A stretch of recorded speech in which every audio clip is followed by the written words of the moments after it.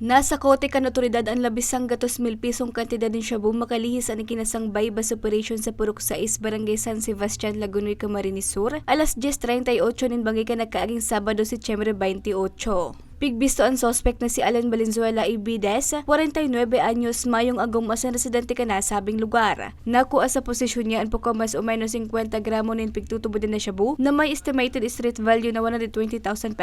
Nakuha man ng sarong ₱500 bill, 23 pedasong ₱500 bill na budol money asin sarong black coin force. Mga data lang po mataram kung di ko pa lang po sigurado kung pirang beses sila nag-test by. Basta nakuha na po ninda subuot, iyon na po ito na nasigurado ninda na bako lang talaga any time na nagbebenta talaga na ini po talaga ay pusher, active talaga po sa trade na yan. Iyon na po ito,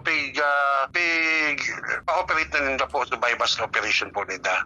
Makalihis na basangkan sa iya mga diretsos bilang akusado, pigdaraman ini sa ospital para sa physical asin medical na eksaminasyon. Matrayong pong nadakop ang sospek ang pinagsararong puwersa kan Pedaya Camarines Sur Provincial Office, Pedaya Naga City, Lagunoy Municipal Police Station, asin Camarines Sur Police Provincial Office, Provincial Intelligence Unit, Provincial Drug Enforcement Unit na pirambulan man na pigmonitor ang sospek.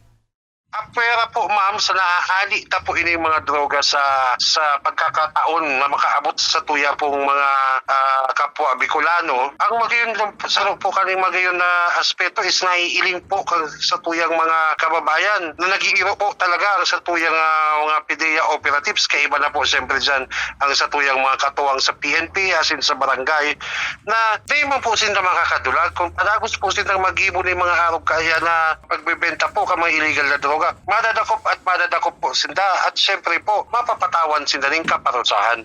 Mientras tanto, nasa kustodiya na kan Lagunoy Municipal Police Station ang sospek asinahampang sa kasong pagbalgar sa Section 5 asin Section 11 kan Article 2 kan Republic Act 9165 o Comprehensive Dangerous Drugs Act of 2002.